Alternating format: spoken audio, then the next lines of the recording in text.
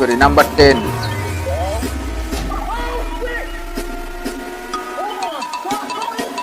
number 9, number 8,